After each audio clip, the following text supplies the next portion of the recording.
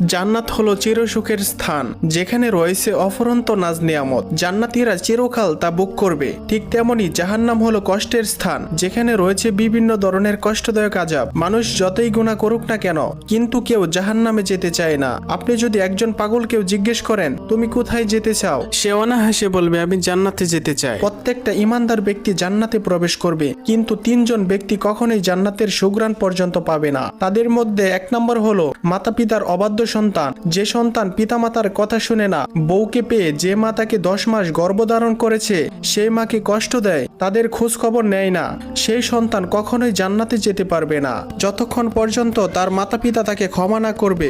Number 2, যে ব্যক্তি বান্দার হক নষ্ট করে, জোরপূর্বক আপনি একজনের সম্পদ আত্মসাৎ করলেন, সে অনেক কষ্ট পেল, এমন ব্যক্তিও কিয়ামতের দিন জান্নাতে যেতে পারবে না যদি সে মৃত্যুর আগে তার কাছে ক্ষমা না চায়। নাম্বার 3, নেশা দ্রব্য সেবন